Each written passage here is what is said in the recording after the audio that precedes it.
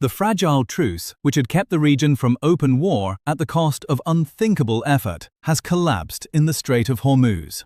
The Iranian state agency IRIB has just reported that American forces attacked 2 Iranian oil tankers directly in the Strait of Hormuz.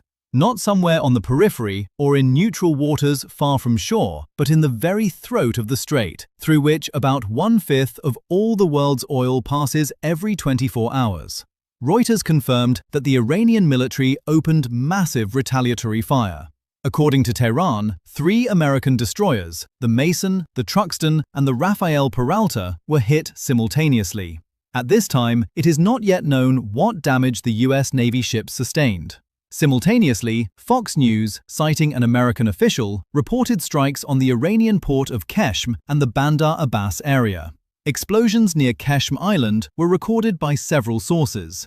Initially, it was not clear at all what was burning or where. Then it became clearer, and that clarity brings no relief. Washington habitually called its actions self-defense. According to the American military, Iran was the first to attack their ships, and the strikes on Bandar Abbas and Qeshm were merely a response. At the same time, the American side shyly failed to mention its preceding attack on the Iranian tankers in the strait, which served as the trigger for the reaction from Iranian forces.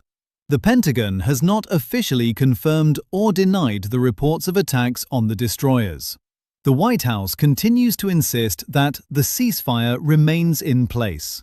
This would sound absurd if it weren't so alarming. Ports are burning, tankers are being attacked, and ships are being fired upon. Yet all of this, it turns out, is a normal truce.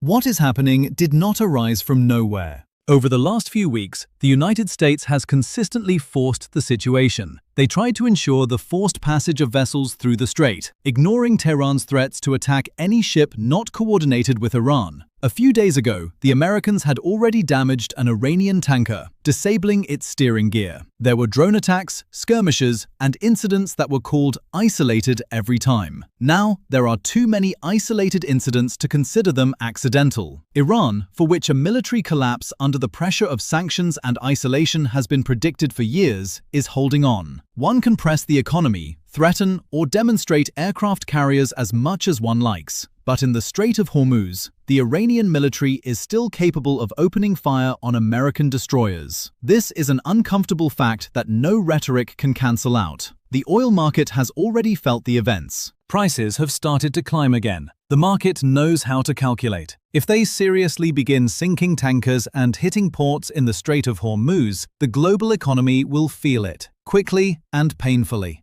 Now the main question is simple and terrifying at the same time. Is this still a show of force, or is it already war?